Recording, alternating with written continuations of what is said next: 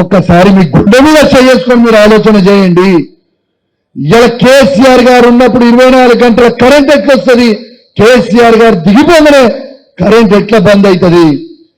వీళ్ళకి చేతగాక ఆట ఆడగాక గజ్జలు బాగలేవని అంటా ఉన్నాడు.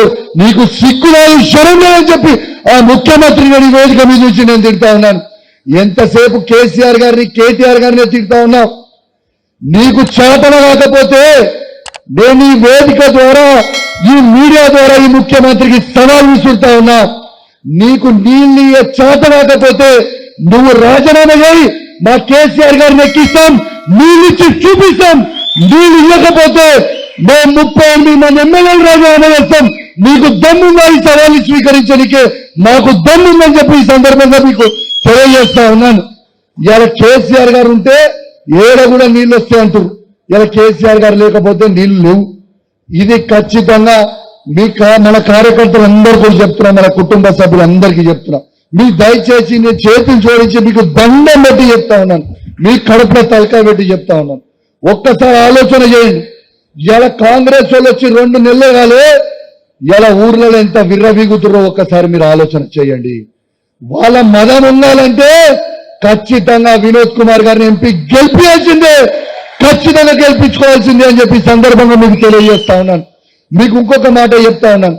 నేను ఖచ్చితంగా కేటీఆర్ గారి సమక్షంలో, కేటీఆర్ గారి నాయకత్వంలో, కేసీఆర్ గారి నాయకత్వంలో రేపు మీరు కష్టపడి వినోద్ కుమార్ గారిని పార్లమెంట్ సభ్యులుగా గెలిపించుకున్న తర్వాత ఖచ్చితంగా మీకు మాటిస్తా ఉన్నా, మీ కరీంనగర్ పార్లమెంట్ లో మిమ్మల్ని సర్పంచ్ గా, ఎంపీటీసీగా, జెడ్పీటీసీగా, మున్సిపల్ చైర్మన్ గా, కౌన్సిలర్ గా గెలిపించుకునే బాధ్యత మేము తీసుకుంటాం. ఇది మా మాట అని చెప్పి సందర్భంగా తెలియజేస్తా ఉన్నాం. మీరెవరు కూడా అధైర్యపడకురి, ఖచ్చితంగా చెప్తా ఉన్నాం, మనకి మంచి రోజులు వస్తున్నాయి. మీరు అధైర్యపడకండి, మీరు ఎవరు కూడా ఆగం కాకుండి. ఖచ్చితంగా మళ్ళా మనమే అన్ని గెలుస్తాం. జిల్లాలో జిల్లా పరిషత్ చైర్మన్ మనమే ఎగరేస్తాం, మళ్ళా ఎంపీపీ, జెడ్పీటీసీలు అన్ని మనమే ఎగరేస్తాం రేపు వినోద్ కుమార్ గారు ఎంపీ గెలిచిన తర్వాత.